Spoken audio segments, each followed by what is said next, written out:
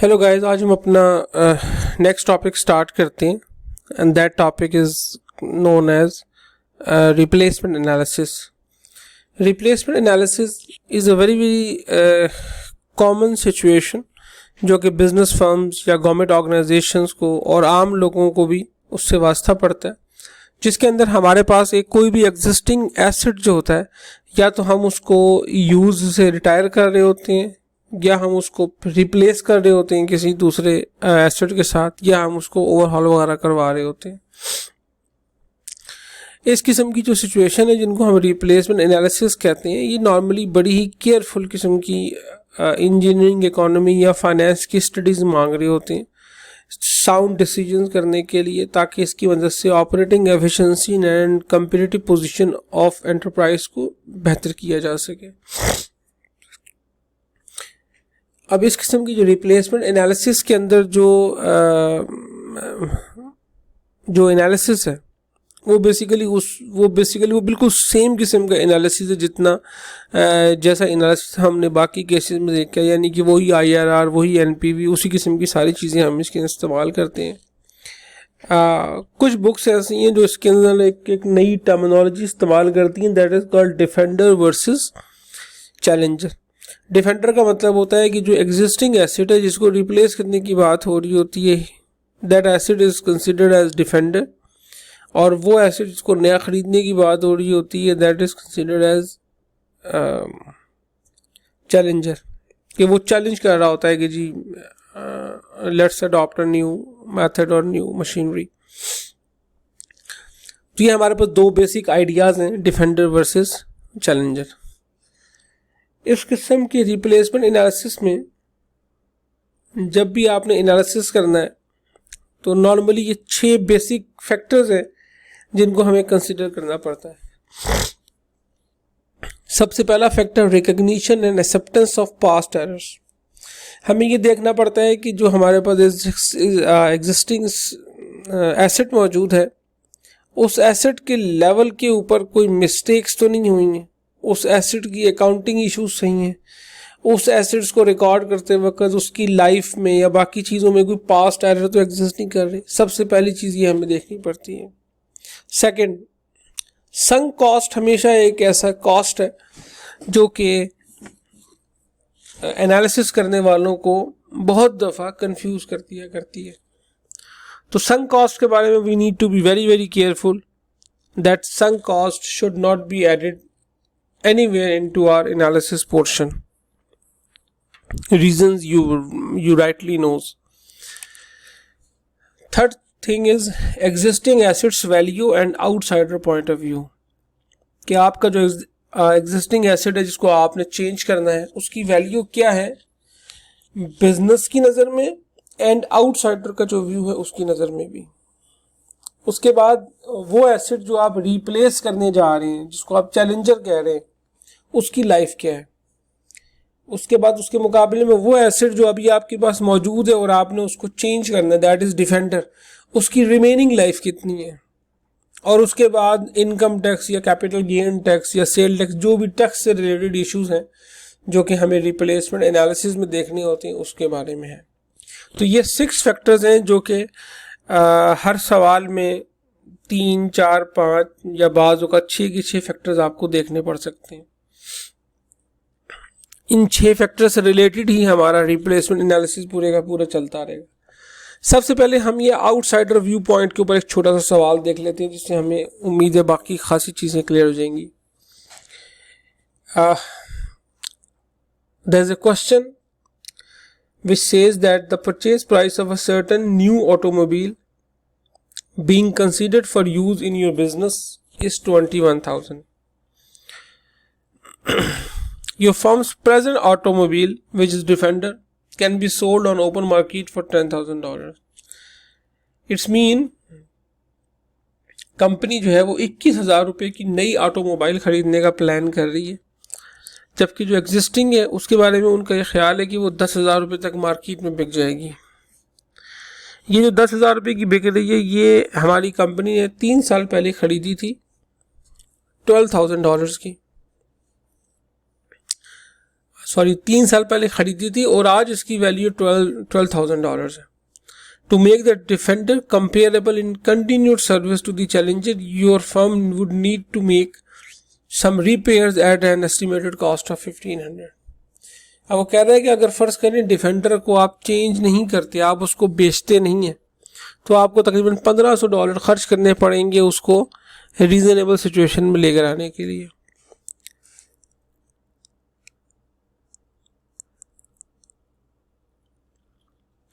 आगे सवाल कहता है कि आप बताएं डिफेंडर की टोटल इन्वेस्टमेंट कितनी होगी using the outsider view point.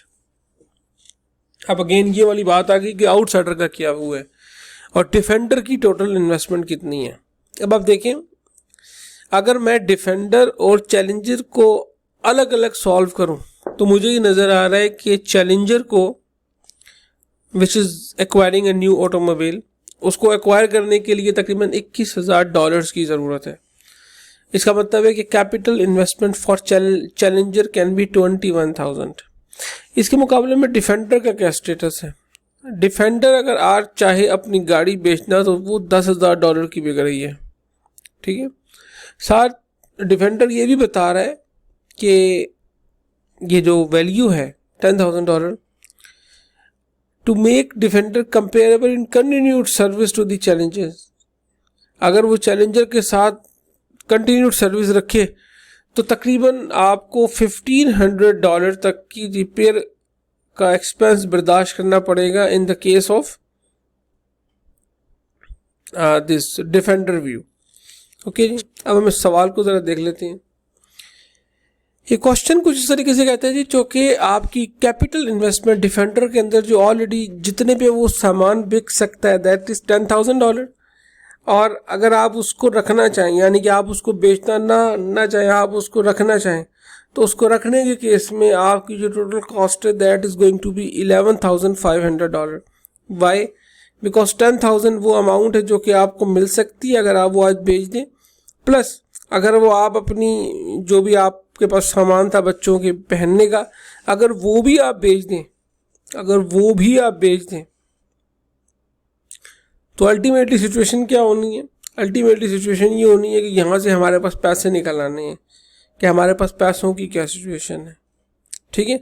सो $10,000 वो अमाउंट है जो आपको गाड़ी बेच के मिलेंगे, और 1,500 वो अमाउंट है जो कि आपको अल्टीमेटली बिजनेस के प्रॉफिट के साथ मिलेगा। इस तरीके से 11,500 is going to be the capital investment cost of defenders.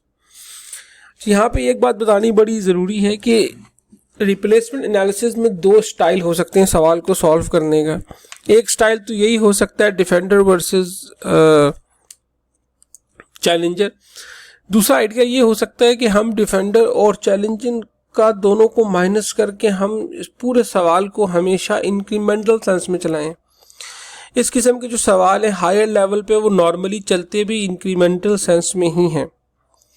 Incremental sense का मतलब ये है कि हम ये देखते हैं कि अगर हम मशीनरी को रिप्लेस कर लें तो उस सिचुएशन में हमारे पास हमें एडिशनल कितनी अमाउंट की ज़रूरत पड़ेगी उस मशीनरी को रिप्लेस करने के बाद। और दूसरे मौजू पे हम ये देखते हैं कि अगर हम उसको रिप्लेस करें तो हमें उससे बेनिफिट कितना हो सकता है, और फिर हम उन दोनों को कंपेयर जब कर रहे होते हैं फिर हमें ये पता चलता है कि हाँ कंपैरिजन के केस में हमारी सिचुएशन क्या बनेगी। इस सिचुएशन को हम समझने की कोशिश करते हैं with the help of certain example as well. हम एक क्वेश्चन सॉल्व करते हैं about replacement analysis. The question says that the Mishner company purchased a special machine 1 year ago at a cost of $12,000. At that time, machine was estimated to have a useful life of 6 years and no disposal value. The annual cash operating cost is approximately $20,000. आप यहाँ पे देखें, आपको एक दो चीज़ें नज़र आएंगी। सबसे पहले जो एनुअल कॉस्ट लिखा है इसके साथ लफ्ज़ लिखा हुआ है कैश ऑपरेटिंग कॉस्ट, और आपको अच्छी तरीके से पता है कि depreciation is not a cash expense. It's mean this 20,000 does not include depreciation, number 1. Number 2, the life of asset which is existing is 6 years and it has no disposal value. It's mean there is no salvage value or there is no other value. a new machine that has just come on the market will do the same job but with an annual cash operating cost of $17,000. So now question is कि अगर हम एक नई machine ले लें तो ये 20,000 cost की जगह हमारी सिर्फ 17,000 कॉस्ट लगेगी, और नई मशीन जो है वो $15,000 की है और उसकी लाइफ 5 years है with no disposal value. Again इसकी भी सैल्वेज वैल्यू 0 है। अच्छा, इसमें आप एक और चीज़ देखें कि जो नई मशीन है उसकी लाइफ 5 year है, और जो पुरानी मशीन है जो 1 साल पहले खरीदी थी उसकी लाइफ 6 year है। 6 साल लाइफ थी, 1 साल गुजर गया, 5 साल बाकी रह गए। इसका मतलब है ये क्वेश्चन इस तरीके से डिज़ाइन हुआ है कि 5 years और दूसरी साइड पे भी 5 years।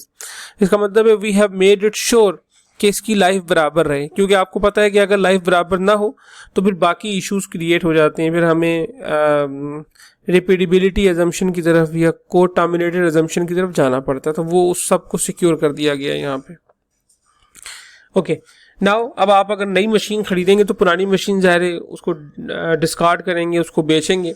Then the question says that old machine could be sold at a price of $11,000। Again आपकी आसानी के लिए straight line depreciation is being use. Company का इनकम टैक्स 40% है, tax on capital gain is 15%। It's a new thing, ये अभी हम explain करते हैं। Cost of capital is 15%।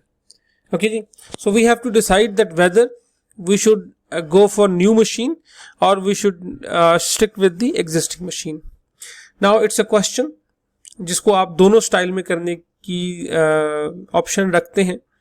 पहली ऑप्शन ये है कि आप इसको चैलेंजर वर्सेस दूसरे केस में देख लें, और दूसरा स्टाइल ये है कि जिस तरीके से हमने इसको डिस्कस किया है कि इन क्वेश्चंस को हम इंक्रीमेंटल सेंस में देखें। इंक्रीमेंटल सेंस क्या हो सकती है? इंक्रीमेंटल सेंस ये है कि अगर हम आज नई मशीन लें तो हमें कितने पैसे चाहिए होंगे, ठीक है।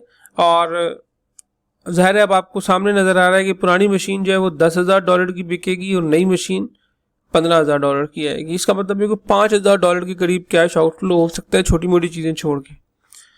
और इसके मुकाबले में जो बेनिफिट है वो कितना है? साल का $3,000 कम से कम डायरेक्ट नज़र आ रहा है। बाकी कैश का जो भी हो, टैक्स का इम्पैक्ट है वो अभी मालूम कर लेते हैं। तो एक तरीक़ेकार ये कि हम इसको इस तरीके से इंक्रीमेंटल एनालिसिस के अंदर डिवाइड कर दें, ठीक है। सो आए देखते हैं इस सवाल को हमने कैसे सॉल्व किया है, उससे अंदाज़ा आपको अच्छा हो जाएगा। सबसे पहले मैंने कहा एग्जिस्टिंग मशीन का इम्पैक्ट देख लिया। एग्जिस्टिंग मशीन की सिचुएशन क्या है? इसकी लाइफ $12,000 है, लाइफ है 6 years, salvage value is 0, so depreciation per year would be $2,000 per year। ज़ाहिर है ये किस तरीके से आई? डेप्रिसिएशन निकालने का बिल्कुल सिंपल सा तरीक़ाकार है कि cost which is 12,000 minus salvage value which is 0 divided by life which is 6, so 6 2s are 12। तो ये आपके पास डेप्रिसिएशन पर ईयर आ गई एग्जिस्टिंग मशीन की। यहाँ से एक और बात आपको समझ आई कि अगर 1 साल की $2,000 है तो अभी इस मशीन को 1 साल ही हुआ है, इसका मतलब है $2,000 की डेप्रिसिएशन रिकॉर्ड हो चुकी है और 12,000 कॉस्ट थी, तो $2,000 निकाल दें तो बाकी जो बुक वैल्यू है वो आपकी कितनी बाकी रह गई है? बुक वैल्यू आपकी $10,000 बाकी रह गई है। इसका मतलब ये आपका यहाँ तक हो गया। ओके, आगे चलें। तो अब अगेन न्यू मशीन की कॉस्ट कितनी है? 15,000। इसके मुकाबले में लाइफ कितनी है? 5 years, salvage value 0, so depreciation per year would be again 15,000 minus 0 divided by 5, so the depreciation per year for new machine is $3,000। यहाँ पे एक और बात आप समझ लें, ये आपको आगे जाके फायदा देगी। इसका मतलब ये है कि अगर आप यही वाली मशीन इस्तेमाल करेंगे तो आपको हर साल जो डेप्रिसिएशन का बेनिफिट मिलेगा या डेप्रिसिएशन लगाने का मौका मिलेगा वो कितना मिलेगा? दिस 2,000। अगर आप नई मशीन ले लेंगे तो आपको क्या मौका मिलेगा? 3,000। और अगर आप दोनों का इंक्रीमेंटल इम्पैक्ट देख रहे हैं तो इंक्रीमेंटल इम्पैक्ट में क्या हुआ कि आप you will be in a position to charge $1,000 of depreciation expense extra. Okay, यही चीज़ अगर रिवर्स होती तो हम इसको रिवर्स शेयर में देख लेते हैं। इसका मतलब है कि अगर मैं नई मशीन एक्वायर कर लेता हूं तो मेरा डेप्रिसिएशन एक्सपेंस $1,000 से बढ़ जाएगा, और आपको पता है कि डेप्रिसिएशन एक्सपेंस बढ़ने का मतलब होता है टैक्स में बेनिफिट होना। आगे देखते हैं हम। ओके जी, तो रिप्लेसमेंट अगर करेंगे तो इफेक्ट क्या पड़ेगा? मेजर इफेक्ट वही है कि there will be annual saving of $3000। 20,000 में से 17,000 का जो इम्पैक्ट है ऑपरेटिंग कॉस्ट में वो आपको डायरेक्ट नजर आएगा 3000 की शक्ल में। Okay, now first of all हम मालूम करते हैं कि what is the investment required in this question. अब आपने इसको जरा बिल्कुल फोकस करके देखना है। सबसे पहले देखें कि नई मशीन अगर आप खरीदते हैं तो नई मशीन की प्राइस कितनी है। आपको पता है नई मशीन की प्राइस है 15,000। आपको पता है नई मशीन की कॉस्ट है $15,000। This is okay. नाउ अगर आप ये मशीन खरीदते हैं तो आप पुरानी मशीन बेचेंगे। पुरानी मशीन की इस वक्त जो सेल प्राइस है जिसपे वो बिकने की पोजीशन में, दैट इज 11,000। जब ये मशीन हम 11,000 की बेच रहे थे तो क्या हमें कोई गेन या लॉस हो रहा था सेल के ऊपर? यस। और इसलिए कि अभी हम पीछे डिस्कस कर चुके हैं कि इस कंपनी की जो बुक वैल्यू है वो कितनी थी? 10,000। तो अगर हम इसको 11 का बेच रहे हैं इसका मतलब है we are having $1,000 of gain. अब चूंकि $1,000 का गेन हो रहा है इसका मतलब क्या हुआ कि कैपिटल गेन टैक्स जो कि 15% है, इसलिए 1,000 पे 15% के हिसाब से जो सिचुएशन बनी वो सिचुएशन ये बनी कि हमें कैपिटल गेन टैक्स 150 रुपये पड़ गया। इसका मतलब क्या हुआ कि मुझे पैसे मिलेंगे 11,000 रुपये, लेकिन मैं साथ 150 रुपये का टैक्स भी दूंगा। इसका मतलब है अगर मैं इन दोनों फिगर्स को एक दूसरे के साथ एडजस्ट करूं, 10,000 minus 150, so proceed from existing machine can be 10,850। Okay जी, इट्स मीन पुरानी मशीन से जो मुझे पैसे आएंगे वो आएंगे 10,850 और नई मशीन में मुझे जो पैसे चाहिए वो है 15,000। इसका मतलब है नई मशीन के लिए मुझे जो टोटल इन्वेस्टमेंट चाहिए वो चाहिए $4,150। ठीक है, $4,150 मेरे पास हो तो मैं मशीन को बड़े आराम से बेसिकली रिप्लेस कर सकता हूं। तो हमारे पास इसका मतलब है हमें ये पता चल गई कि हमारी जो इन्वेस्टमेंट है वो 4,150 रुपये होगी। अब हम आगे चलते हैं। ये हम देख चुके हैं कि नई मशीन खरीदने की सूरत में हमारे पास जो कैश कॉस्ट की सेविंग होगी वो $3,000 होगी, यानी कि हम 20,000 से 17,000 के ऊपर आ जाएंगे। So it is going to be $3,000। Okay, second slide के अंदर मैंने आपको ये भी बता दिया था कि इंक्रीमेंटल डेप्रिसिएशन का इम्पैक्ट क्या होगा। इसका मतलब है कि एक तरफ मेरी $3,000 की सेविंग्स बढ़ेंगी, दूसरी तरफ मेरा 1,000 रुपये का एक्सपेंस बढ़ेगा। ठीक है, उस सूरत हाल में मेरा जो ओवरऑल इनकम में जो इफेक्ट होगा वो होगा $2,000 का।